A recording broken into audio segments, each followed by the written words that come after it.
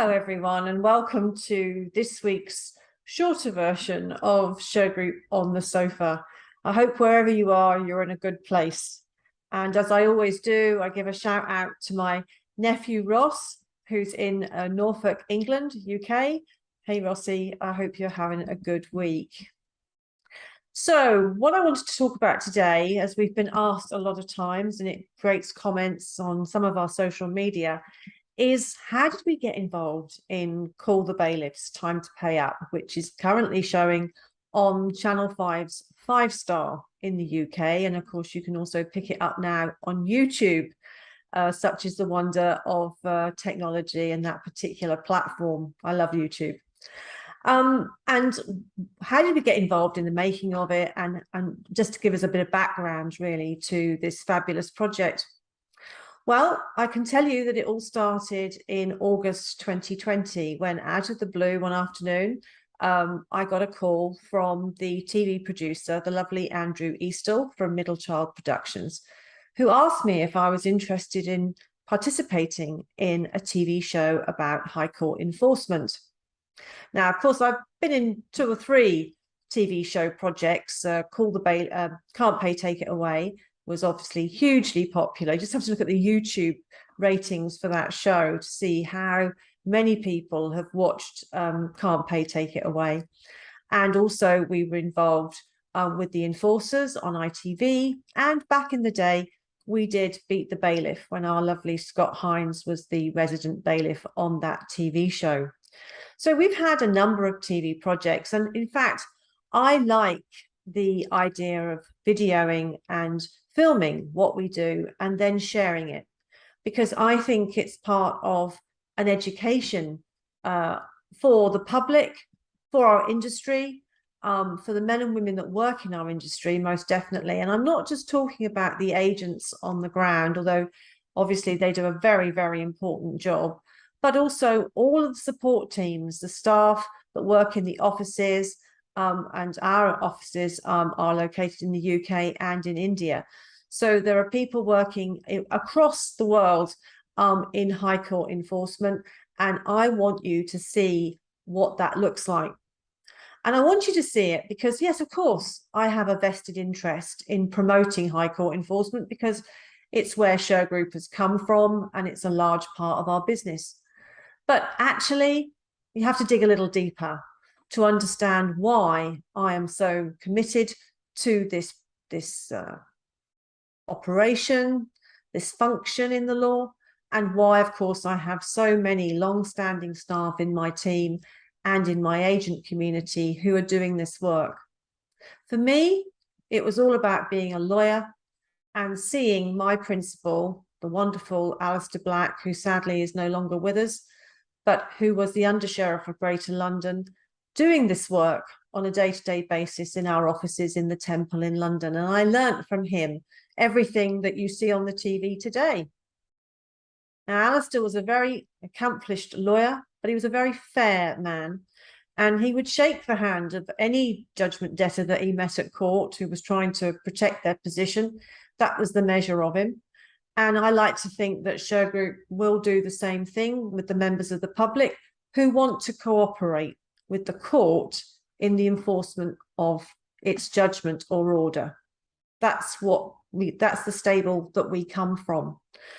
And today, of course, video and TV gives us a great opportunity to showcase what the law looks like in action, which we should be very proud of, and also perhaps how we can stay out of that particular arena. Now, that's difficult. For some people, nigh on impossible. And of course, we are now living with the repercussions of the pandemic and the economic downturn, and therefore we have a cost of living crisis. So my heart goes out to those folk who find themselves in a difficult situation. But be that as it may, the court will continue to make judgments and orders. And I hope that if you find yourself, shall I say, on the wrong end of a judgment or order, that you will get independent advice about your situation. And I always steer people to the Citizens Advice Bureau because it's free, It's consistent advice across the country, and you can look it up on their website about your situation. So if you are facing a debt claim or enforcement action for any type of enforcement, not just High Court, any type of enforcement, then check out the Citizens Advice Bureau and go down and see somebody, go and see an advisor or talk to an advisor to get some help. Please do that, won't you? If you are watching the TV show and you have, of course, gone to court and got a judgment or order, and you are finding it difficult to navigate the court system, this TV show is for you because it shows you what enforcement looks like. We're enforcing the court's order. And I am a licensed High Court enforcement officer, licensed by the Lord Chancellor, actually, to do this work. So it's a very senior position, and it's one that I take extremely seriously. And anyone that knows me and my team, we're all cut from the same cloth. All that good stuff that I learned with Alistair and Birchall and Ruston back in the day has trickled down into Shergroup as you see it today.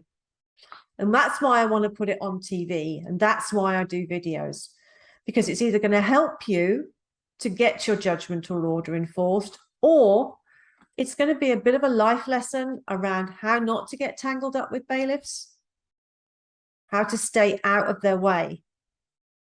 Or perhaps you have a family member or somebody in your family or your circle that is experiencing these problems, and you need to get them to take advice. CAB is the point for them. And all of this good stuff was what I told Andrew when he asked me if I would like to be in this latest version of a bailiff show. That's what we stand for, and I wanted to make sure that that came across in the TV show, because the men and women that staff this service, and you see them on the street, they're heroes. They do a difficult job that many of us, and I include myself in this, sitting behind a desk. Yes, we're checking the paperwork and we're making sure that everything goes according to the terms of the writ, but they're at the sharp end, and they are courageous in what they do and how they handle the public. It's a success story for the English legal system. It's a success story for government. I know people don't like to talk about success, but I do. And that's why I want to put it on TV. And it's not only for Shergroup, it's for the agencies that we work with, the other agencies that we're connected to, and indeed the entire High Court enforcement industry. It should be very proud of what it's achieved in the last 17 years. And this show and shows like it demonstrate that. So that's really me on my soapbox talking about why we do TV shows, because there's a lot of people out there that say, well, why do you do it? It's education, it's information, and it's true. Now, then people say to me, well, you must have picked those stories specially. No, we didn't. And this is how it works. When Andrew came to me, I already had another offer from another TV company asking me if I could do a TV show about high value writs, planes, aviation. We do a lot in the aviation space, and yachts and big cars, Rolls Royces. And over the months and years, we touch all types of assets, some of them very big like planes, and some of them very valuable like Rolls Royces. But you can't guarantee what's going to come through the door. That's the interesting part about my job. Every day is different. Every type of asset has its own kind of channel in terms of how we sell it and how we handle it, which makes for a fascinating life, which I'm so blessed to have. And my team enjoy it as well, fortunately for me. So when we talk about these stories that we show on the TV show, what are we really saying? Well, I said to Andrew, I can't magic up a plane. I can't magic up a Rolls Royce. And I'm not going to deliberately go out and look for that type of work. It will come to Shergroup because we naturally magnetize that in anyway, just by being who we are. If you want to do a TV show, you'll have to follow us and you can pick out from what you see and what you hear what you want to create and curate into content. But I'm not going to pick it, because that would be, misleading. And so that was the approach he also wanted to take. He wanted to follow us, and then really for the mundane type of job, the debtor, judgment debtor that wants to pay and quietly wants to just get on with their life, they're not going to be on our TV show. The people you see on the TV show have a story which is of public interest. And there's a very high bar around that. And Middlechild and Channel 5 have learned from making TV shows about bailiffs how to navigate the law around this area so that it is compliant. And I'm very pleased about that, because it is a new area. Observational documentaries are a way of life because of the need to create content, and we want to make sure that they follow all the things that you would understand: privacy laws, GDPR, and Ofcom broadcasting regulations and standards. So I feel with Middlechild as our TV production company, this is their project. We provide the content, but I feel we're in a very safe pair of hands. So that's how we then follow the agents, and then from that they cut and create the stories that you see on the TV show. We have some new agents in this season. We have Dave and Sam, and welcome to our cast, along with all the people that you've seen before. And once you're in this TV show, of course, even if you're in season 1 and maybe you're not in season 2, you're going to be on YouTube as part of this project. So we thank all our agents across the country for working with us, for being willing to be filmed and put themselves under this amount of scrutiny. Again, I applaud that, because they're good guys and they're doing a good job for their creditors. Only this week, I had a testimonial from a tenant who had taken his bad landlord to court. And he wrote to us and said that without Shergroup's help, he would not have been able to recover the £960 he was owed, because he had been to the County Court Bailiff Service 4 years ago. They had not been able to enforce his judgment, and he had been left by his landlord living in squalid conditions with a young baby. As a result of transferring that judgment to Shergroup, he had recovered his £960, which was a lot of money to him. And he was very thankful for our service. Now, that's the sort of story that I like to hear about. That's the sort of thing that I want to support, and I guess you do too. Because not everybody that takes somebody to court is a creditor. They become a judgment creditor when they get a judgment or order in their favor. But many people that take people to court are just looking for redress. They want their compensation. They want their costs. They want their damages. It's nothing about an unpaid bill. It's nothing about debt. It's about they went to court, and through either the default judgment system or through the hearing system before a judge, they got a judgment or order. And now they want the money that's on the face of that order or judgment paid to them. And I think it's a responsibility of professionals to make sure that happens. Now, you can talk about it and you can theorize about it all that you want, but you're going to need people like me and my team to make it happen. And that's why I do the job that I do, because I do make it happen. I make it happen because I think it's in the best interests of our clients. And that's my professional standing as a solicitor talking there. I'm not theorizing about it. I'm not sitting on the fence. I can't get everybody everything that they send me. I wish I could. But what I want you to know from seeing it on the TV is that myself and my team, my lovely team, will give it the best shot. And that's why the TV show is important, because what you see is the agents being proactive, being supported by me and my team to achieve the best outcome possible, as fairly as possible, and in accordance with the law.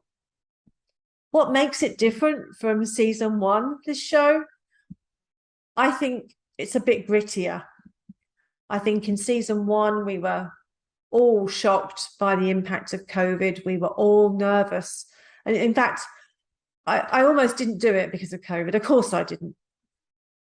But we drew up very strict protocols.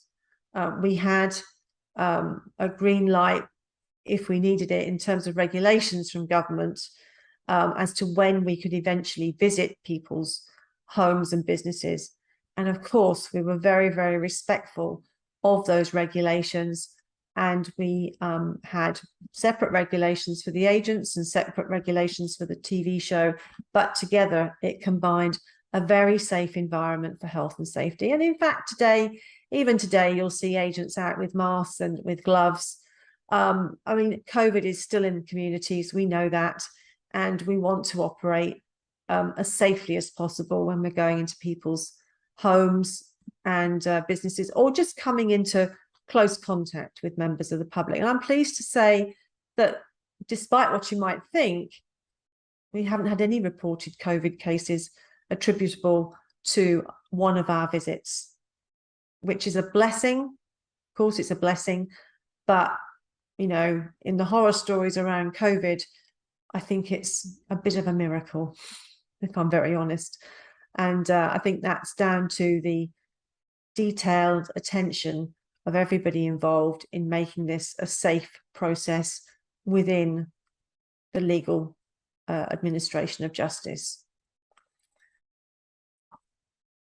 What the grittier parts of this show are really the stories that have kind of come to us. We haven't picked them because they're particular. They just have, in the last 12 months, appeared on our radar as writs, and they make for interesting viewing, I guess. I think what they also show is the spectrum of people that can be caught up in this process of enforcement. You may think, you may have a stereotype of the type of person. Maybe it's a single parent living in a high-rise tower block with young children, unable to pay their bills. And we don't actually come across that so much in Shergroup now, but of course it happens, because enforcement is about all types of debt, not just high court judgments or county court judgments that are transferred to the high court. But what I would say is that enforcement can happen in many stratas of society. And one thing that we have to remember is that we are not above the law. And therefore, however grand or however lowly you may be, we are, as citizens, all subject to the same rules. Now, of course, I don't want to get into a debate as to whether or not that's true or not, but that's what the writ says. I'm commanded by Her Majesty to go out and enforce her judgments and orders through her court system. And so everybody below the Queen is on the spectrum of enforcement. What we try and do, though, is we try and do it as fairly and as professionally as possible. And I do thank the people that do engage with us and do make it easier for the agents, and who respect the rule of law, because there are people out there that do, they really do, and they just don't think that we're going to turn up. Well, they've put the judgment or order in the kitchen drawer, and that's human nature, and that's all part and parcel of the life that we live, and they're not bad people. And I want you to understand that we're not judgy, you know, we're just there. We're not the judge. We're there to enforce. And if there's any judgments to be made, then they will find themselves, if it needs to, which is rare, but a judge will be asked to make a decision around whether a judgment should be set aside, whether a third party's claim to goods should be upheld. Those are the sorts of issues that we put before judges for them to look at the evidence, which includes some of our findings, and make decisions. So I hope this podcast and Facebook recording gives you some insight into what makes Call the Bailiffs a professional show. I'm going to say popular. I don't quite get that. Why do people want to watch shows about High Court enforcement? I think it's because I do it all day long from my desk, and by the time I finish my day, I've seen those cases and worked with my team and handled the queries, and so it's a bit of a busman's holiday for me. But for you out there, you may love it. And if you keep liking it, you keep watching it, then there's always going to be a pipeline of work that we will be able to show you what it's like. If you're an agent out there and you want to be on the TV show, we'd love to hear from you. We run a very inclusive and diverse cast, as you can see from the TV show. We're very proud of that. And we're looking always for good enforcement agents to join our panel. I want to say to all enforcement agents across England and Wales, even if you're not connected to Shergroup, I salute you. I thank you for your service. You may not see it as that, but I do. And without you, the legal systems in this country and across the UK, because we have enforcement in other parts of the UK, Scottish sheriff's officers, I include you in this because I'm a half Scot, would all come to a grinding halt. And maybe that's your thing. You want things to come to a grinding halt. But I don't think that's what government wants. And I don't think it's what creditors and people that have gone to court, claimants, want when it comes to enforcement. Special shout out to landlords as well. At the moment, we're seeing a lot of landlords coming to us and letting agents coming to us with a series of issues really around enforcement. Delays in the county court to get paperwork are shocking. I mean, if I operated my business in the same way that county courts operate their business, I wouldn't have a business. And I have I don't have any room for excuse as private sector. I have to deliver the service that my customers need, and they need their judgments enforced as quickly as the law allows. So to have things hold up in a county court is shocking. And what I try and do, and through my team, is navigate those channels to get things properly issued, so that landlords can get their possession orders transferred to the High Court for enforcement. Still don't understand really why they have to go through that rigmarole. But anyway, it's just a question of shaving time off the eviction times and helping landlords recover rent arrears. And whether you think that all landlords are pension funds, they're not. Many landlords that come to us are ordinary folk who've got one or two buy-to-let properties, and they've come a cropper with the tenant that they have, and they need justice just like everybody else. So we support our landlord community, we support our letting agent community, and we're here to help any of you. Finally, a new service that we have started to offer in Shergroup through an affiliate is the removal of CCJs. So if you find yourself that you have a CCJ that you think was entered unfairly and you want to try and set it aside, we have a product on our website for that, and I'll put the link in the show notes so that you can contact that provider and try and remove the CCJ. It's not a service that Shergroup offers itself, but I see the need for it. And I think it balances up our approach because CCJs are our raw material. They're what we use to enforce and recover possession and money for our clients. But there's the other side of the coin. And that's the great thing about us and Shergroup. We're very balanced in our approach. We want to be balanced in our approach, and we want to be fair.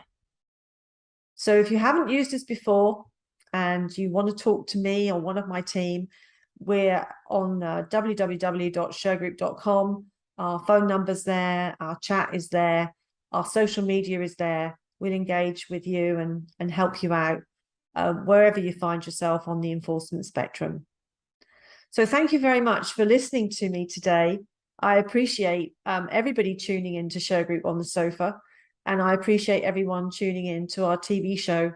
And I hope through these sessions, you get to know me a little bit more. You get to know my business and my team and the Shergroup brand, because it's important to us. We've been doing this for over 2 decades now, and Shergroup itself can trace its history back to 1780, which is just 5 years after the American Civil War. And we hold our reputation. It's very dear to us, and we want to do the right thing. We want to be good guys. Okay, so thank you very much, and we'll see you next week, and my guest will be here. Thanks, everyone. Bye-bye.